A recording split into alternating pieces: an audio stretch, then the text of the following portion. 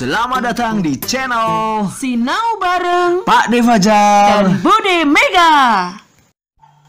Awali hari kita dengan berbuat kebaikan dengan cara klik tombol subscribe Serta aktifkan tanda lonceng supaya tidak ketinggalan konten belajar kami.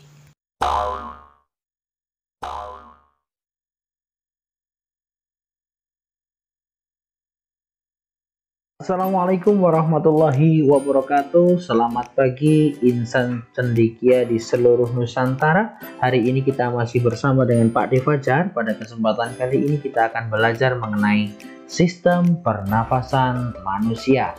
Adapun gambarnya bisa kita lihat. Nah, supaya pembelajaran kita hari ini lebih bermanfaat, mendatangkan manfaat, marilah kita belajar terlebih dahulu. Anak-anak, apakah kalian pernah berpikir bahwa bernafas ini ketika ditarik biaya, apakah kita bisa membayarnya?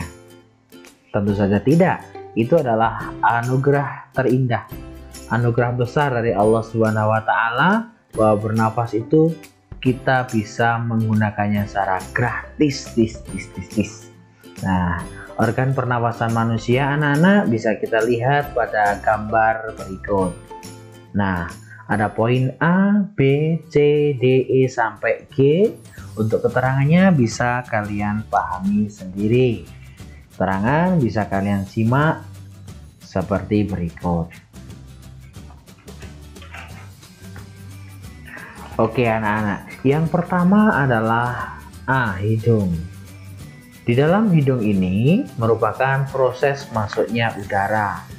Di dalam rongga hidung, udara tadi akan disaring oleh rambut-rambut halus hidung supaya kotoran tidak ikut masuk ke dalam organ dalam pernafasan manusia.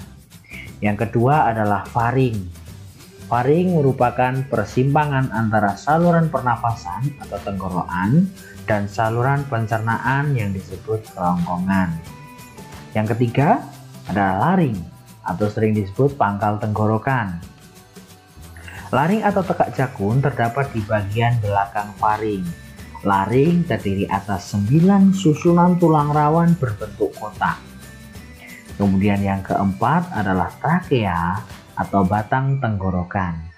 Trakea terletak di depan kerongkongan dan tersusun atas tulang-tulang rawan berbentuk cincin. Yang kelima disebut bronkus. Jadi poin E adalah bronkus. Bronkus merupakan percabangan trakea yang berfungsi membawa udara menuju paru-paru kiri dan kanan.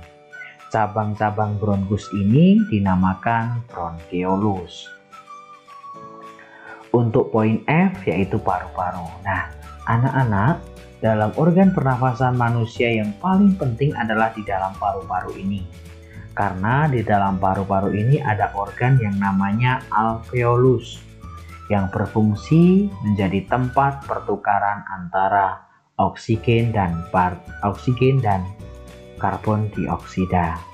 Dan yang terakhir adalah poin G, diafragma. Tak kalah pentingnya juga, diafragma ini adalah otot yang terletak di bagian bawah rongga dada. Ini berfungsi untuk mengembang-kempiskan paru-paru atau rongga dada. Oke anak-anak, kita simak pembelajaran. Selanjutnya adalah fungsi diafragma dalam pernafasan. Oke anak-anak, kita ketahui bahwa diafragma itu bisa kita lihat di gambar. Nah, ada proses yang namanya adalah proses inspirasi. Proses inspirasi ini adalah proses menggambarkan masuknya udara ke dalam tubuh kita. Jadi udara masuk melalui lubang hidung, melalui faring, laring, kemudian sampai ke dalam paru-paru. Hal ini menyebabkan diafragma turun. Itu disebut proses inspirasi. Kemudian setelah itu ada proses ekspirasi.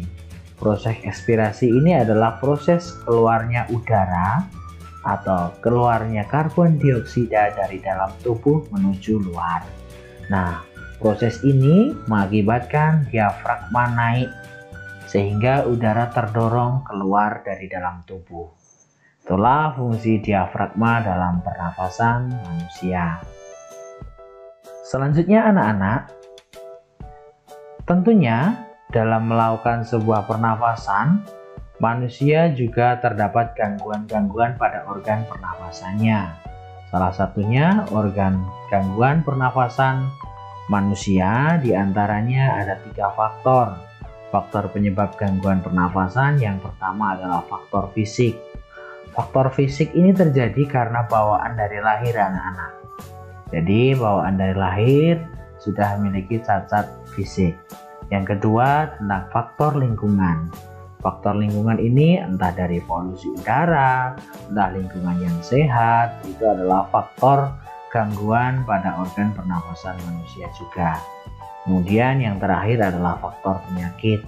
Faktor penyakit ini disebabkan oleh adanya virus atau bakteri yang masuk ke dalam organ pernafasan manusia. Selanjutnya, anak-anak,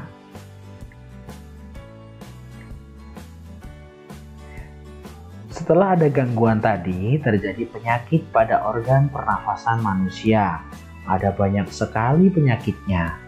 Nah, kita pelajari satu persatu. Oke anak-anak, bisa kalian simak pada slide berikut. Yang pertama mengenai penyakitnya adalah asma. Penyakit asma ini sering kita dengar dalam kehidupan sehari-hari, bahwa penyakit asma adalah kelainan berupa penyumbatan saluran pernafasan yang disebabkan oleh alergi debu. Kemudian influenza atau sering disebut flu merupakan penyakit yang disebabkan oleh virus influenza. Penyakit ini timbul dengan gejala bersin-bersin, demam, dan pilek. Kemudian yang ketiga adalah faringitis. Nah, pada penyakit faringitis ini yang diserang adalah bagian faringnya anak-anak. Kemudian yang keempat adalah bronkitis, merupakan gangguan pada cabang batang tenggorokan akibat infeksi. Gejalanya adalah penderita mengalami demam dan menghasilkan lendir yang menyumbat batang tenggorokan. Yang kelima anak-anak adalah ISPA.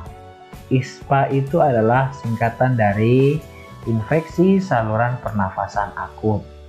Ini yang diserang adalah organ dalam pernafasan manusia. Yang selanjutnya adalah TBC, tuberkulosis. Tuberkulosis ini disebabkan oleh bakteri anak-anak.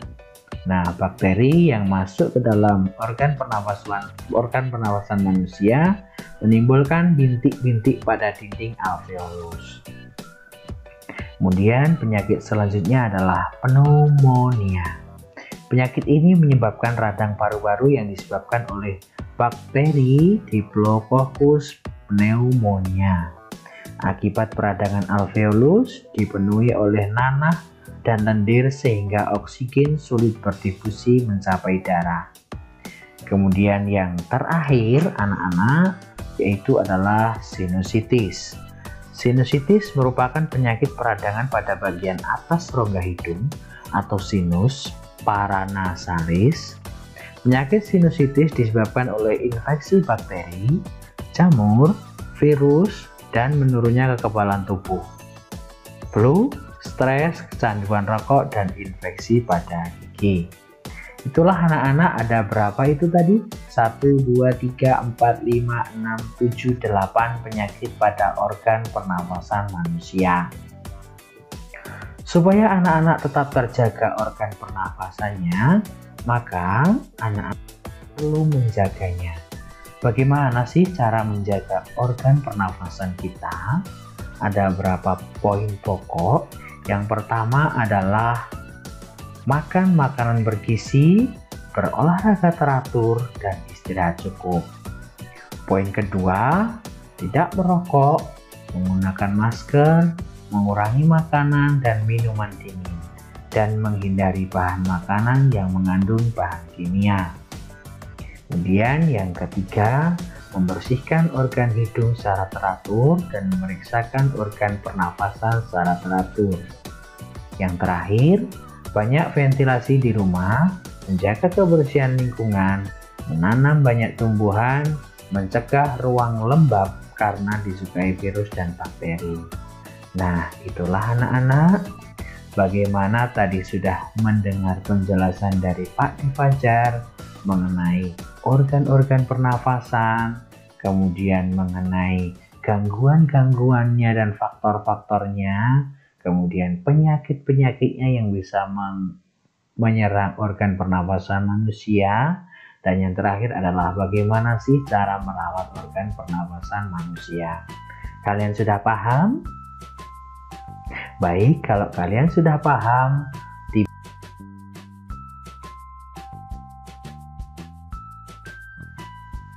tibalah saatnya kalian menyelesaikan tantangan berikut. Selamat mencoba dan selamat mengerjakan.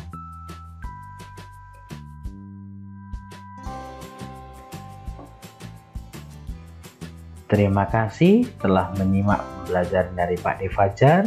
Semoga bermanfaat dan tetap semangat dalam memberikan manfaat bagi orang lain. Wassalamualaikum warahmatullahi wabarakatuh.